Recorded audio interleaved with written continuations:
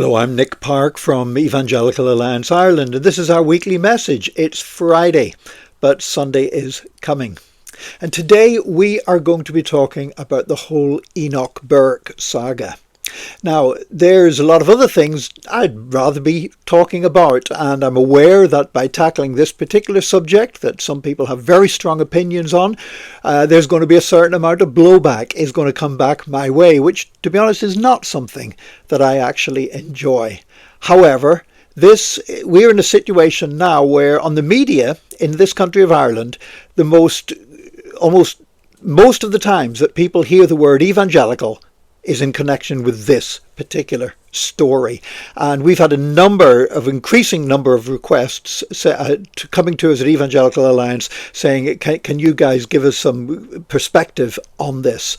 And so that's what we want to do today. Now, you may have seen the things on social media saying things like an Irish school teacher has been sentenced to life imprisonment for refusing to use a transgender student's pronouns. And sometimes I've seen those kind of memes copied by people who should have a lot more sense than to present things in that way. Let me make things clear. As an evangelical Christian, I believe that there are two genders, male and female. I believe that gender and one's sex are the same thing. That to try and make a distinction between your biological sex and your gender as some kind of societal construct is illegitimate. It's an abuse of language and abuse of common sense. So I believe we are born male or female. God created us that way. I also believe that when it comes to sexuality, that God created us, that sexual intimacy is a gift from God to be used and enjoyed within the confines of marriage. And marriage is between one man and one woman in the sight of one God for one lifetime, where two become one flesh. So would also add this, that Christians in Ireland, as it stands, Christians in Ireland have a fundamental right, both moral and legal, to hold biblical views on sexuality and to express them. Now, this has already been conceded by our government in a government report, one, by the way, on conversion therapy.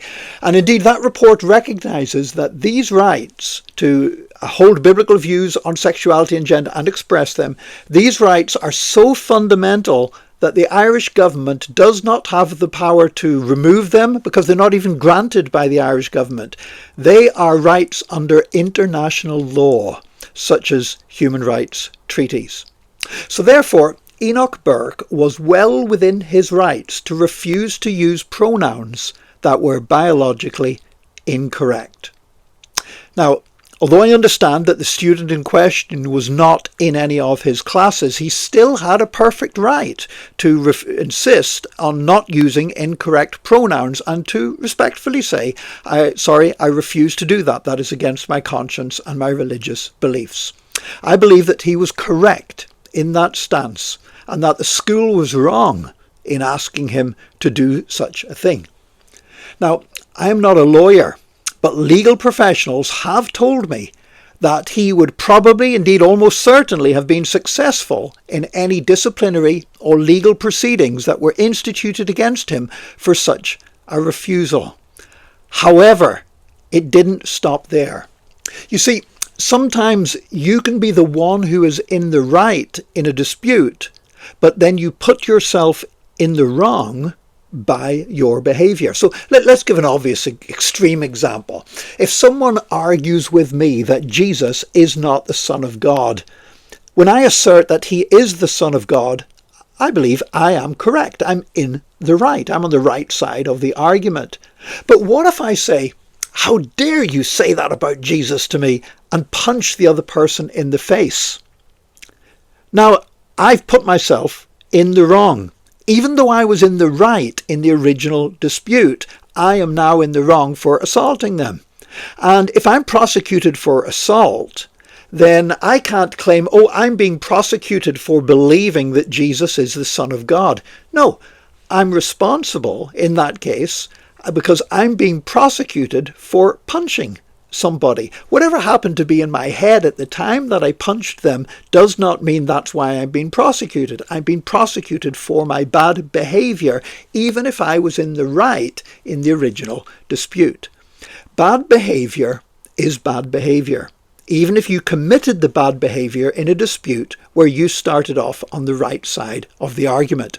You know, every experienced pastor understands this, because we've all had incidents in churches. If you've been a pastor for any length of time, I pastored one church for 30 years, and you know, there are times whenever there's a dispute takes place and somebody may start off in the right, but when they start behaving in an unchristian and a disruptive way that harms the life of the church and the witness of Jesus Christ that the church is making to the community, they've now put themselves in the wrong. And actually, the wrong behaviour becomes a bigger issue and a more important issue that needs dealt with or even disciplined than the original dispute, that who was right in that dispute.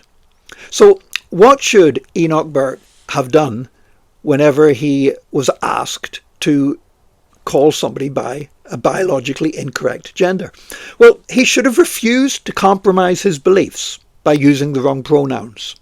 And if disciplined, he should have appealed against that discipline using the correct procedures which do exist in places of employment under Irish law. If necessary, he could have sought the advice or help of a union representative, and if necessary, he should have taken legal action. These were all courses of action that were open to him. If those appeals and legal actions proved unsuccessful, he should have appealed and kept appealing to higher courts. And in all this, he should have behaved respectfully and like a Christian. And if all else failed, and if he exhausted all his appeals under disciplinary procedures and law, then he should have done what many Christians have done and said, my convictions will not allow me to keep working for an employer whose values are opposed to the gospel as I understand it. And that's where many Christians have had to do this, shake the dust off their feet and say, well, I can't stay working here anymore because I'm being asked to do something that is against my conscience. That's what he should have done. What did he do? Well, he had a go at a bishop during a church service.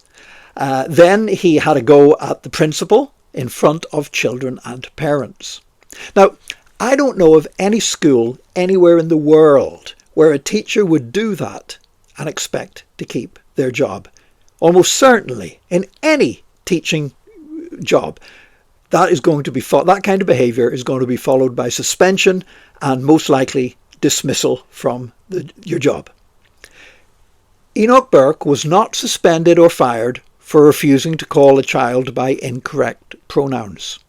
He was suspended and ultimately fired for his behaviour in the way he behaved to a bishop of the church that sponsors the school and to the principal in front of students, parents and other staff.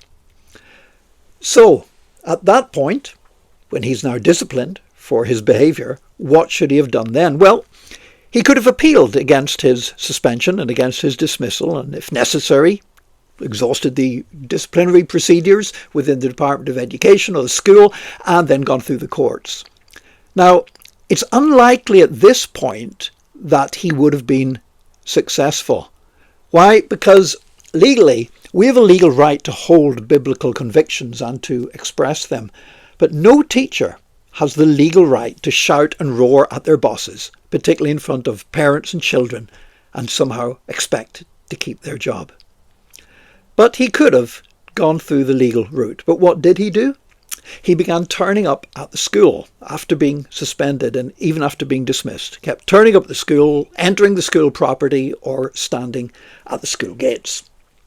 Now, this was never going to end well. Schools are there to educate children. They cannot be expected to pay security staff to guard the school against suspended or former members of staff. A school cannot be expended, even if the school has made what I would see as a wrong decision in making an unreasonable request of staff. That school cannot be expected to pay hundreds of thousands of euro in paying security staff in legal fees, trying to just allow them to do their job of educating children. And also there are very good child protection reasons why schools need to be a safe space where unauthorised people cannot just walk in and stroll around the school property. So the school went to court. Now, some people say the school was wrong to do this, but I don't see quite what else they were supposed to do. You know, I've thought, how would I react as a pastor if people kept coming onto church property to disrupt our services? What if atheists or Muslims or even Christians who disagreed with a doctrine that my church believes, what if they decided to deliberately harass and disrupt the functioning of our church and the holding of our services? We would call the guard of the police. And if the problem continued, we would have to go to court and seek a court order for them to stop harassing us. Because that's what the courts are there for, to protect our rights. The rights of churches to worship, the rights of schools to educate, the rights of people to go about their daily business. Without the ultimate protection of the courts for us to all go about our lawful business without continually being harassed, society would fall apart and all our freedoms would be eroded. So what should Enoch Burke have done at this point when he was taken to court? Well, as a citizen, he could have used reason, logic and the law to explain why his behaviour is okay. I don't think legally that he would have won, but he could have tried that. But certainly as a Christian, he should have done so in a way that is respectful to God-ordained authorities and which is a good testimony to Jesus Christ. So what did he do? He behaved in a disruptive and an insulting way to police, to the courts, to the judges and everybody else. So the court issued a court order. Now there's no point in having courts if the courts can't make decisions that ultimately help society function in an orderly way and protect the freedoms we all need. So the courts on several occasions ordered him to stay away from the school. So what should he have done then? Well, he should have obeyed the court orders and he could have appealed them through the courts and said, this is not right to ask me to stay away from my former school. Again, purely on point of law, I don't believe he would have won, but hey, I'm not a lawyer. But what did he do? He ignored and broke the court orders repeatedly and kept returning to the school. He treated the court system with contempt. And by the way, if you find yourself in court and you tell the judge you can wipe that smirk off your face, then I don't care in the world where you are or who you are. That's not going to end well, and nor is it going to glorify Jesus. And that's how we end up where we are today. An intelligent and gifted man who has the capability to be a really good teacher. And a man, by the way, who I believe holds biblical views on sexuality and gender that I agree with. That man is now in prison. He's not in prison for refusing to use incorrect pronouns. He's in prison for repeatedly breaking court orders, contempt of court. And that will happen in any country of the world, because there's no point in having a legal system at all if people are free to ignore the law and the courts. He is not serving a life sentence or indeed any sentence.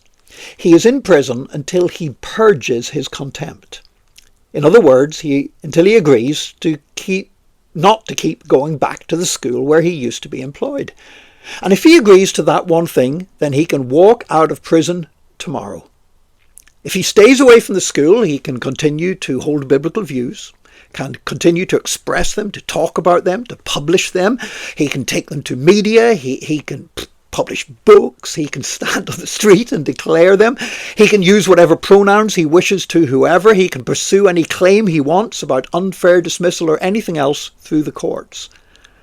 You see, the fact that Enoch Burke is in prison is a tragedy, but it's a tragedy that he has created and which he can end at any time without compromising his beliefs about gender. But a bigger tragedy is that other teachers will face similar challenges to their beliefs. And they need to know that they have the right to take a principled stand and that the Holy Spirit can help them to do that in a way that is gracious, loving, and successful in the eyes of the law. Evangelical leaders are ready to support such teachers in their stand. But the Enoch Burke saga has not helped that to happen. It has made it much harder. Some people have contacted me and said, so would you support me if I took a similar stand on gender? Well, if you're a teacher and you refuse to use biologically incorrect pronouns, yes, I would support you without hesitation. You know, in the past, I've gone on over another issue with a pastor that was wrongly accused in the courts over something. I've gone and spent an entire week, sat in court with him and been on hand available as an expert witness on his behalf. I would willingly do that again if a teacher is discriminated against or persecuted because of their holding to their biblical convictions about sexuality and gender. Now, would I support your right to disrupt religious services? No. Would I support your right to shout at the principal in front of parents and children? No, I wouldn't. Would I support your right to insult judges? No, I wouldn't do that either. Would I support your right to ignore the courts? No, I would not support that right, because I don't believe that we have that right in a civil society. Some people have said to me, well, why aren't you doing anything to help poor Enoch Burke? Well, I doubt very much if Mr. Burke has any interest in listening to any advice I might offer him. If I'm wrong, I would gladly visit him and talk with him. But how can I help him? Well, I pray for him. I pray that he will stop breaking court orders, and I pray he'll stay out of prison and be with his family where he should be over Christmas. I pray that he will find a way to use his talents and his obvious intelligence to bless others. I pray that he will conduct himself in a way that holds to the truth revealed in the Bible and demonstrates that in grace and humility. But most of all, I pray that he will become part of a genuine evangelical church and find godly leaders who can help him to be a good witness to Jesus Christ. Church is not ultimately about finding other people who agree with everything we say. Church is not about insisting that we and our family are right and everybody else is wrong. Church is not about insulting all those who disagree with us. Church is about listening to one another, having the humility to learn from one another, coming together even when we disagree and finding that iron sharpens iron. Church is about being able to challenge one another in love without turning everything into a battle to prove that we're right. And in the end, church is a place where we learn, even in our disagreements, to behave in a way that looks like Jesus. And tens of thousands of evangelical Christians in Ireland are doing just that. They are learning how to represent Jesus in their families, their communities, and in their workplaces. And some of them are doing it extraordinarily well. And that's why it's frustrating that when most people in Ireland today hear the word evangelical, it's in connection with a carry-on that is 1,000,000 miles removed from the beauty and the transforming grace of Jesus Christ. And that's why we have to continue to pray into this situation. But we need not to be drawn off into making absurd statements, passing on untrue memes claiming that somebody is in prison because of their refusal to use pronouns. That is not true. It is factually incorrect. And we would need to either be extremely ignorant or extremely dishonest to keep pretending that that is the case. I pray and hope for a day that people will be able to read about evangelical Christians in the media in this country, and it won't be about this particular confrontation that's taking place now, but it will be about Christians truly living out their faith in a way that is glorifying to God. May God bless you, and let's hold to that faith, because I do believe better days are ahead, because it might be Friday, but Sunday's coming. EAI is working on your behalf to equip, connect and represent the Church of Jesus Christ in our nation, providing resources and speaking into spaces where God's people need to be heard in our society today. I'm here to ask you to join our mission. We're looking for 1,000 people who will commit to giving just a pinch more than the price of a cup of coffee per month. By using this QR code, you can sign up to support the work of EAI with just €5 per month. It is so important at a time like this to have a Christian perspective being spoken boldly into the political and social spheres in which we are living. Why? Because when we are together, we thrive, we grow, we make a difference. Your generosity is needed to keep our mission moving forward. Be one of the 1,000, just €5 a month. God bless you.